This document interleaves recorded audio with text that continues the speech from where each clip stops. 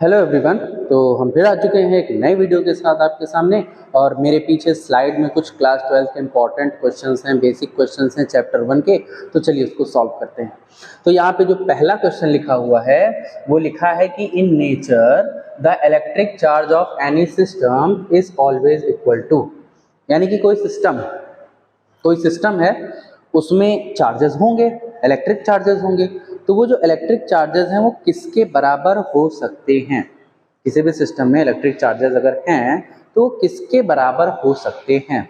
तो यहाँ पे लिखा हुआ है कि half integral multiple of the least amount of charge. तो सबसे पहली बात कि ये लीस्ट अमाउंट ऑफ चार्ज क्या होता है, तो आपको पता होगा लीस्ट अमाउंट ऑफ चार्ज मतलब एक इलेक्ट्रॉन पर चार्ज, यानी कि वन इलेक्ट्रॉनिक चार्ज या इलेक्ट्रॉनिक चार्ज आप कह सकते हैं। उसको हम लोग यहाँ पे क्या कहेंगे? उसको हम लोग यहाँ पे कहेंगे कि लीस्ट अमाउंट ऑफ चार्ज, यानी कि मतलब कम से कम मिनिमम आपको कितना चार्ज दिया जा सकता है, तो मिनिमम उतना ही चार्ज दिया जा सकता है जितना एक इलेक्ट्रॉन पर होता है। और एक इलेक्ट्रॉन पर मिनिमम कितना चार्ज होता है? तो एक इलेक्ट्रॉन पर मिनिमम चार्ज होता है 1.6 इंटू 10⁻⁻19 कूलम। इतना ही तो चार्ज होता है, एक इलेक्ट्रॉन पर इतना ही चार्ज होता है। और अगर आपको चार्ज चाहिए तो इतना चार्ज मिलेगा मिनिमम। अच्छा, किसी भी सिस्टम में जरूरी थोड़ी है कि सिर्फ इतना ही चार्ज होगा, हो सकता है इससे ज़्यादा भी हो। तो वही क्वेश्चन आपसे पूछ रहा है कि किसी भी सिस्टम में जो चार्ज है वो किस हिसाब से हो सकता है, किसके बराबर हो सकता है। तो यहाँ पे लिखा है कि half integral multiple of least amount of charge, यानी कि जितना लीस्ट अमाउंट ऑफ चार्ज है इसके आधे के बराबर सिस्टम में चार्ज हो सकता है। नॉट पॉसिबल, मिनिमम चार्ज ही इतना है तो इसका तुम आधा कैसे कर दोगे? तो पहला ऑप्शन सही नहीं होगा। दूसरा क्या है? जीरो। तो किसी भी सिस्टम में अगर चार्ज जीरो के बराबर, नॉट पॉसिबल, ये भी नहीं होगा।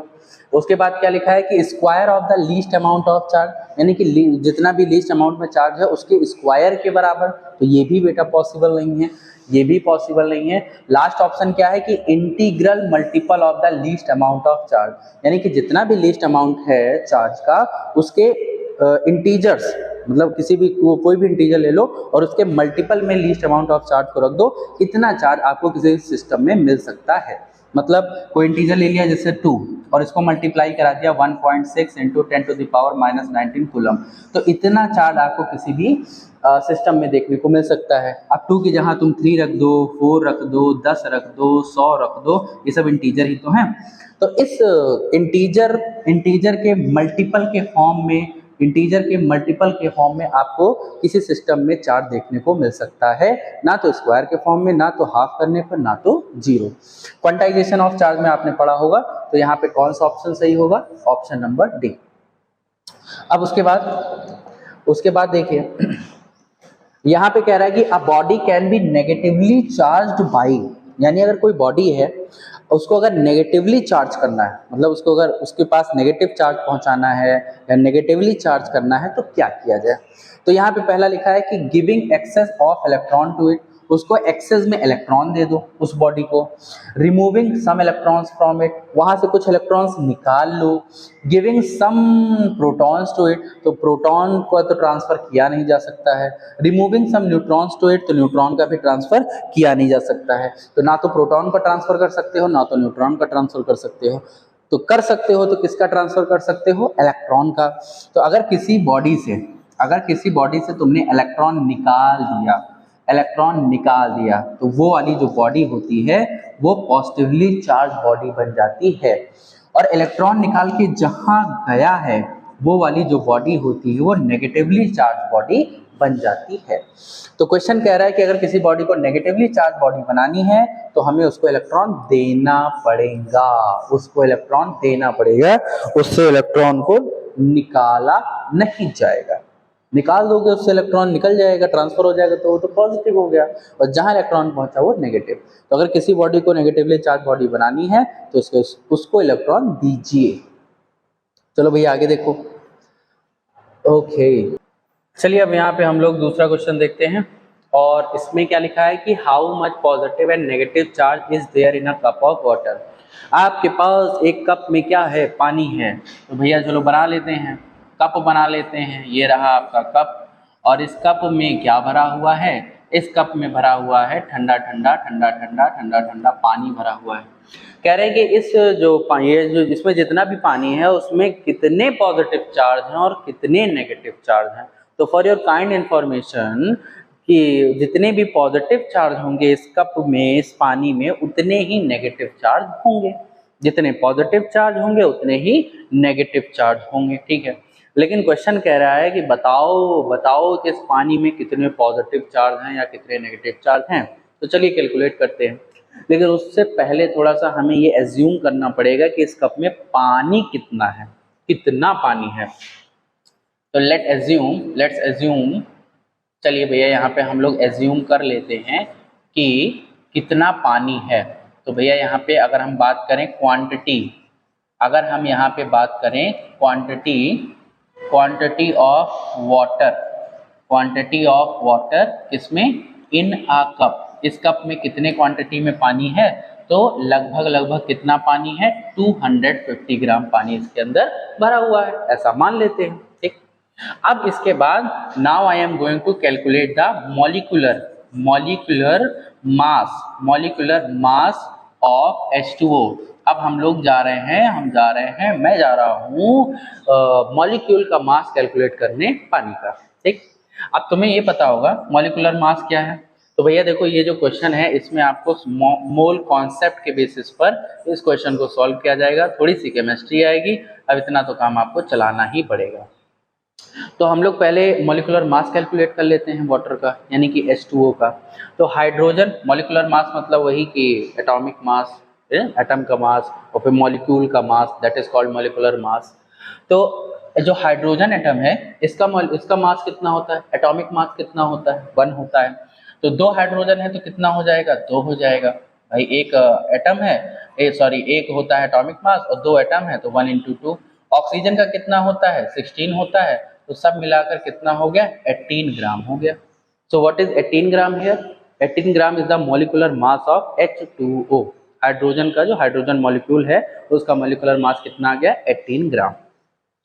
अब आपको पता होना चाहिए कि जो 18 ग्राम है, 18 ग्राम ऑफ जो H2O है वो किसके बराबर हो जाएगा, वो 1 मोल के बराबर हो जाएगा। यानी 1 मोल कितने के बराबर होगा, 18 ग्राम ऑफ H2O के। अच्छा अगर हम बात करें कि 1 ग्राम ऑफ H2O किसके बराबर होगा, तो 1 ग्राम ऑफ H2O बराबर होगा 1/18 मोल के, 1/18 ग्राम मोल के बराबर हो जाएगा, 1/18 मोल के बराबर हो जाएगा 1 ग्राम। और हमारे पास कितना पानी है, हमारे पास लगभग 250 ग्राम पानी है। तो 250 ग्राम जो पानी है वो कितने मोल के बराबर होगा, वो लगभग होगा 250/18 मोल के बराबर हो जाएगा, 250/18 मोल के बराबर हो जाएगा। आई होप आपको समझ में आया होगा। और उसके बाद ये तो बात हो गई, लेकिन एक चीज हम लोग और जानते हैं, बहुत कुछ जानते हैं। हम लोग ये जानते हैं, वी नो दैट, हमें ये पता है कि हमें क्या पता है, हमें बहुत कुछ पता है। और ये पता है कि जो 1 मोल होता है वो 1 मोल बराबर होता है 6.022 × 10⁻23 मॉलिक्यूल्स के, इतने के बराबर होता है 1 मोल, ये भी जानते हैं, ठीक है। कितने मोल है हमारे पास है लगभग 250/18 मोल हैं। तो इतने अगर मोल्स हैं तो इतने मोल्स में कितने मॉलिक्यूल्स बनेंगे, तो सिंपल सी बात है 6.022 × 10⁻23 मॉलिक्यूल्स मल्टीप्लाइड बाई क्या हो जाएगा, 215/18। तो इतने मॉलिक्यूल्स बन जाएंगे, इतने मॉलिक्यूल्स यहाँ पे बन गए, ठीक है। तो हमारे पास एक कप में कितने मॉलिक्यूल्स हैं, H2O के पानी के कितने मॉलिक्यूल्स हैं, तो भैया यहाँ पे इतने मॉलिक्यूल्स हो गए। अब क्या करें, अब बात ये आती है कि एक मॉलिक्यूल में ऐसे ही कैलकुलेट करना है कि एक मॉलिक्यूल में, यहाँ पे कैलकुलेट करते हैं कि एक मॉलिक्यूल में कितने प्रोटॉन होंगे, एक मॉलिक्यूल में कितने प्रोटॉन्स होंगे, पानी के एक मॉलिक्यूल में कितने प्रोटॉन्स होंगे। यानी कि अब हमें एटॉमिक नंबर कैलकुलेट करना है, ठीक है, कितने मॉलिक्यूल कितने प्रोटॉन्स होंगे। तो भैया हाइड्रोजन है तो H का एटॉमिक नंबर कितना होता है, 1, और कितने हाइड्रोजन हैं, 2 हो गए, और ऑक्सीजन का एटॉमिक नंबर कितना होता है 8, तो यहाँ पे अगर इसको कैलकुलेट करोगे तो कितने आएंगे 10 आएंगे, और 10 क्या हो जाएंगे प्रोटॉन्स हो जाएंगे। तो यहाँ पे बेसिकली हमने किया क्या है एटॉमिक नंबर कैलकुलेट किया है। तो H2O के एक मॉलिक्यूल में कितने प्रोटॉन्स होते हैं, अराउंड 10 प्रोटॉन्स होते हैं। और हमारे पास हैं कितने प्रोटॉन, हमारे पास हैं कितने मॉलिक्यूल, इतने मॉलिक्यूल हैं। तो टोटल अगर हम लोग बात करें टोटल प्रोटॉन्स की, अगर हम लोग बात करें तो भैया एक मॉलिक्यूल में इतना प्रोटॉन होता है, तो हमारे पास इतना मॉलिक्यूल है तो कितने प्रोटॉन होंगे, तो 6.022 into 10 to the power 23 into 250 upon में 18 और मल्टीप्लाइड बाई क्या हो जाएगा 10 हो जाएगा। तो इतने हमारे पास क्या है, इतने हमारे पास प्रोटॉन्स हैं। अच्छा अब ये बताओ एक प्रोटॉन पर चार्ज कितना होता है, तो एक प्रोटॉन पर चार्ज आपको बताया गया है लगभग 1.6 into 10 to the power -19 coulomb होता है। तो इतने प्रोटॉन पर कितना चार्ज होगा, तो यहाँ पे हम लोग टोटल चार्ज भी कैलकुलेट कर लेते हैं। तो भैया यहाँ पे लिखेंगे टोटल चार्ज। चलो भैया टोटल चार्ज कैलकुलेट कर लेते हैं। तो टोटल चार्ज के लिए कितने प्रोटॉन्स हैं 6.022 इंटू 10 टू द पावर 23 और इंटू 250 अपॉन में 18 और इंटू 10, और एक प्रोटॉन पर चार्ज होता है 1.6 into 10 to the power -19 coulomb. इतना चार्ज होता है तो इतने प्रोटॉन पर कितना होगा, इसलिए मल्टीप्लाई कर लिया। अब उसके बाद ये जितनी कैलकुलेशन यहाँ पे आई है इसी को हमें सॉल्व करना है। तो कैसे सॉल्व करेंगे, चलो देखो पहले जो इंटीजर्स के फॉर्म में है डेसिमल के फॉर्म में है उनको अलग कर लो। 6.022 इंटू और 250 उठा लो और उसके बाद अपॉन में 18 है और मल्टीप्लाई में 1.6, इसको अलग कर लिए। अब पावर वाले जो हैं उनको अलग कर लो। 10 की पावर कितनी है 23 इंटू 10 और इंटू यहाँ पे क्या है 10 की पावर 19 हो गई। ओके आई होप आपको समझ में आया होगा। अब उसके बाद अब क्या किया जा सकता है, तो भैया देखो अगर यहाँ से पॉइंट हटा दें तो यहाँ पे 0 आ जाएगा। हाँ तो 0 से 0 क्या हो जाएगा कट जाएगा, ठीक ये चीज हो गई।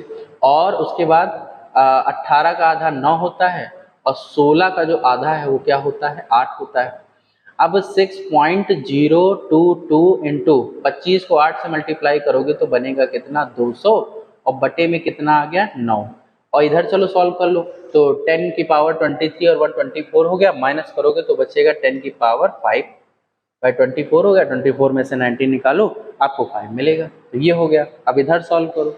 अब इधर क्या है कि जब तुम 6.022 को 200 से मल्टीप्लाई करोगे तो 200 से नहीं, 200 में 100 जो छुपा है 2 इंटू 100 उससे 100 से मल्टीप्लाई करोगे तो डेसिमल 2 डिजिट आगे आ जाएगा, तो हो जाएगा 602.2 इंटू 2 हो जाएगा और अपॉन में क्या आ गया 9 इंटू 10 टू द पावर 5। अब यहाँ से एक 10 उधार लेकर पॉइंट को हटा दो, तो जब पॉइंट को हटाओगे तो यहाँ पे आ जाएगा 6022 इंटू 2 इंटू 10 की पावर 4 और अपॉन में क्या आ गया, अपॉन में आ गया 9। अब ऊपर मल्टीप्लाई करोगे तो 6 दूनी 2 2 जा 4 होता है, 2 2 जा 4 होता है, 0 होता है, 12 होता है, तो और अपॉन में 9 इंटू 10 टू द पावर 4 हो जाएगा। अब इसको डिवाइड कर लो तो 9 वन जा 9 बचा कितना यहाँ पे 3 3 अगर 30 तो 9 3 जा होता है 27, 3 34 9 3 जा 27 और फिर कितना बच्चा भैया यहाँ पे 27 और बच्चा यहाँ पे 7 जरा के 74 हो गया, तो 9 8 जा होता है 72, पॉइंट लगा दिए 2 तो 9 दूनी 18 और बार बार वही रिपीट होने लगेगा इंटू 10 टू द पावर 4 कर दिए। अब डेसिमल को और आगे बढ़ाना है, डेसिमल को यहाँ लेकर आना है, तो ये हो जाएगा भैया 1.3 और चलो 3 कर लेते हैं 1.33 या 34 कर लो इंटू 10 टू द पावर। अब भैया देखो यहाँ 10 टू द पावर क्या होगा, वैल्यू जो है पावर बढ़ेगी कि पावर घटनी चाहिए, क्या होनी चाहिए, तो ऑब्वियसली जो है पावर जो है वो बढ़ेगी और बढ़ेगी तो कितना बढ़ेगी 1 2 3 यानी हो जाएगा 10 की पावर 7, 10 की पावर 7 कूलम चार्ज जो होगा वो इतना टोटल चार्ज कह सकते हो कि 1 कप पानी में होगा।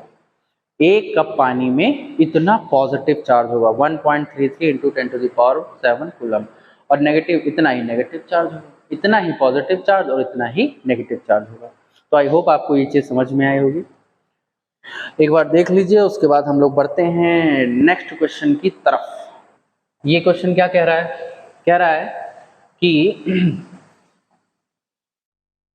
a polythene piece rubbed with wool, a polythene piece rubbed with wool is found to have a negative charge of 3 into 10 to the power minus 90 coulomb. तो यहाँ पे जो चार्ज दिया हुआ है आपको, वो जो चार्ज दिया हुआ है वो चार्ज दिया है 3 into 10 to the power minus 7 coulomb. इतना चार्ज आपको यहाँ पर गिवन दिया हुआ है। ठीक, अब ये कह रहे हैं कि जब पॉलिथीन को, किसको, पॉलिथीन को जब वूल के साथ रगड़ा गया तो यहाँ पे ये देखा गया कि नेगेटिव चार्ज आ जाता है। अब किस पे आता है ये नहीं बताया गया, लेकिन नेगेटिव चार्ज आ जाता है और वो चार्ज कितना आता है 3 into 10 to the power minus 7 coulomb. कह रहे हैं कि estimate the number of electrons transferred. अब देखो भैया, देखो जब वूल को पॉलिथीन के साथ रगड़ा गया है तो चार्ज किधर, किसी एक पॉइंट, एक कह सकते हो कि एक सब्सटेंस से दूसरे सब्सटेंस पर गया है। तो जब चार्ज गया है तो इलेक्ट्रॉन भी गए होंगे, तो कितने इलेक्ट्रॉन गए हैं पहले आपको ये पता करना है। तो इसके लिए हम लोग यूज करेंगे कंसेप्ट क्वांटाइजेशन ऑफ चार्ज का। क्वांटाइजेशन, ठीक है, जेड लगा लो, quantization of charge. Quantization of charge क्या कहता है? क्वांटाइजेशन ऑफ चार्ज कहता है कि Q बराबर किसके होता है, N into E के। अब Q की वैल्यू कितनी है? Q की वैल्यू है 3 into 10 to the power minus 7 coulomb. और N, और एक इलेक्ट्रॉनिक चार्ज, एक इलेक्ट्रॉन पर कितना चार्ज होता है 1.6 into 10 to the power minus 19 coulomb. अब इसको इधर लाओ तो 3 into 10 की पावर minus 7 अपॉन में आ जाएगा 1.6 into 10 की पावर minus 19 कूलम। और यहाँ क्या बचेगा? यहाँ बचेगा N। अब भैया यहाँ से डेसिमल हटाओगे तो ऊपर 0 आ जाएगा। ठीक, और इनको जब सॉल्व करो, अब 30 को 16 से सॉल्व करो, 16 का आधा 8 सुना है और 30 का आधा 15 सुना है, तो 15 बटे क्या हो गया, 8 हो गया। इसको सॉल्व करोगे तो 8 1 जा 8 आ गया और बचा कितना 7, पॉइंट लगाए 70, 8 8 जा 64 आ गया और बचा 6, तो 8 7 जा 56 और 4 1.875। तो भैया यहाँ पे आ गया ये आपका 1.875 और इनटू ये ऊपर जाएगा तो भैया 19 में से 17 निकालो 12 बचेगा, 12 7 19 होता है। तो 10 टू द पावर कितना आ जाएगा 12 इज इक्वल टू n। तो n की वैल्यू आ गई 1.875 into 10 to the power 12 electrons. तो इतने जो इलेक्ट्रॉन्स हैं वो इतने इलेक्ट्रॉन्स एक बॉडी से दूसरे बॉडी पर रब करने के दौरान चले। अब यहाँ पे कहा जा रहा है कि estimate the number of electrons transfer, ठीक है, from which to which, from which to which, इसका मतलब ये है कि इलेक्ट्रॉन कहाँ से कहाँ ट्रांसफर हुए हैं, किस पार्ट से कहाँ ट्रांसफर हुए हैं। तो भैया इसमें ये बात है कि जो मतलब किधर से किधर ट्रांसफर हुए हैं, तो इसका आंसर ये है कि जो चार्ज ट्रांसफर हुआ है वो पॉलीथीन से, वो पॉलीथीन से ट्रांसफर हुआ है, सॉरी पॉलीथीन से नहीं, वूल से, वूल से ट्रांसफर हुआ है, वूल से ट्रांसफर हुआ है किधर, पॉलीथीन की तरफ, वूल से ट्रांसफर हुआ है पॉलीथीन की तरफ। तो अगर वूल से पॉलीथीन की तरफ ट्रांसफर हुआ है तो जो वूल है वो क्या हो जाएगा, पॉजिटिवली चार्ज बॉडी बन जाएगी और जो पॉलीथीन क्या है वो आपका नेगेटिवली चार्ज बॉडी बन जाएगी। फिर कह रहे हैं कि is there a transfer of mass from wool to polythene, क्या मास का भी ट्रांसफर हुआ है वूल से पॉलीथीन। अब देखो यहाँ पे इनडायरेक्टली आपको आंसर बता दिया पहले का, यहाँ लिखा है ना फ्रॉम विच टू विच, तो इसका आंसर देखो ये बता रहा है कि फ्रॉम वूल टू पॉलीथीन, क्या मास का भी ट्रांसफर हुआ है? हाँ हुआ है। जब इलेक्ट्रॉन्स गए हैं तो कुछ ना कुछ मास लेकर भी गए होंगे, कहाँ से कहाँ तक, वूल से पॉलीथीन। तो जो आपका बी पार्ट है, ये तो ए पार्ट था आपका, जो आपका बी पार्ट है उसका आंसर है यस, हाँ ट्रांसफर हुआ है, yes, a transfer of mass from, there is a transfer, yes there is a transfer of, yes there is a, yes there is a transfer of, yes there is a transfer of electrons, sorry mass, yes there is a transfer of mass from कहाँ से कहाँ तक, from P for polythene से लेकर sorry from wool to polythene, from wool to polythene, हाँ wool से polythene मास का भी ट्रांसफर हुआ है। कितना हुआ है ये भी कैलकुलेट कर सकते हो। तो अगर आपको नेट मास कैलकुलेट करना है, अगर आपको नेट मास कैलकुलेट करना है कि कितना मास ट्रांसफर हुआ है, तो भैया आपको क्या करना है कि कितने इलेक्ट्रॉन्स गए हैं, कितने इलेक्ट्रॉन्स गए हैं उसको लिख लो, नंबर ऑफ इलेक्ट्रॉन्स ट्रांसफर हुए हैं, और एक इलेक्ट्रॉन पर कितना मास होता है उसको कैलकुलेट कर लो। अब एक इलेक्ट्रॉन पर कितना मास होता है, वो होता है 1.9 इंटू 10 टू द पावर -31। इतना मास, इतना केजी मास होता है किसी एक इलेक्ट्रॉन पर। और उसके बाद यहाँ से तुम नेट मास कैलकुलेट कर सकते हो। और एक n की वैल्यू कितनी आई है 1.875 इंटू 10 टू द पावर 12 और into 1.9 into 10 to the power -31 हो गया। ठीक है, आई होप आप समझ गए होंगे कि कितने इलेक्ट्रॉन्स गए हैं, इतने इलेक्ट्रॉन्स गए हैं। और एक इलेक्ट्रॉन पर चार्ज कितना होता है, एक इलेक्ट्रॉन पर इतना चार्ज होता है, दोनों को मल्टीप्लाई कर दो और उसके बाद यहाँ पे आपका आंसर आ जाएगा। सो अगर इसको हम लोग सॉल्व करें, अगर इसको सॉल्व किया जाए तो चलिए मल्टीप्लाई करते हैं। 1.875 को मल्टीप्लाई करते हैं 1.9 से, तो 1.9 नहीं, सॉरी 9.1 है यहाँ पे, 1.9 नहीं है भैया, 9.1 into 10 to the power -31। I am really sorry. तो यहाँ पे हो जाएगा 1.875 को अगर 9.1 से मल्टीप्लाई किया जाए तो 5, 7, 8 और 1, और 9 से करोगे तो 9 5 जा 45, 4 कैरी, 9 7 जा 63, 67, 6 कैरी, 9 8 जा 72, 8 7 कैरी, 9 9 7 16, 16। और यहाँ पे आ गया आपका 5, 2 और 8 7 15 1 16, 8 9 1 10 और 7, और यहाँ पे आ गया 1 1 2 3 4, 1 2 3 4, तो यहाँ पे आ गया 17 पॉइंट, लगभग आ गया 17.0625 करके इंटू 10 टू द पावर कितनी हो जाएगी, तो भैया 31 माइनस में आएगा 21, और 10 निकाले 21 हो गया, और 2 निकाले 19 हो गया, तो 10 की पावर कितनी आ गई, माइनस का 19 आ चुका है। डेसिमल को और इधर खिसका दो तो 1.706 into 10 to the power -18 kg. तो भैया इतना मास भी ट्रांसफर हुआ। तो इस क्वेश्चन का मतलब यही था कि जब हमने वूल को जब पॉलीथीन के साथ रब किया, वूल को पॉलीथीन के साथ जब रब किया, तो जो इलेक्ट्रॉन्स थे यानी कि जो चार्जेस थे वो वूल से ट्रांसफर होकर कहाँ चले गए, पॉलीथीन पर। तो पॉलीथीन बन गई नेगेटिवली चार्ज बॉडी और जो वूल है वो बन गया पॉजिटिवली चार्ज बॉडी। अब पूछ रहे हैं कि कितने इलेक्ट्रॉन्स ट्रांसफर हुए हैं, तो इतने इलेक्ट्रॉन्स ट्रांसफर हुए हैं। फिर आपसे दूसरे पार्ट में पूछा गया कि क्या कुछ मास भी ट्रांसफर हुआ है, तो हाँ हुआ है, क्योंकि इलेक्ट्रॉन्स के पास कुछ मास भी होता है। तो कितना मास ट्रांसफर हुआ यहाँ पे हमने वो भी कैलकुलेट कर लिया, एकदम नेग्लिजिबल है, बहुत कम मास, थोड़ा सा मास जो है वो एक बॉडी से दूसरे बॉडी पर ट्रांसफर हुआ है। तो आई होप आपको ये सारे क्वेश्चन समझ में आए होंगे। चलिए मिलते हैं नेक्स्ट वीडियो में, तब तक के लिए गुड बाय।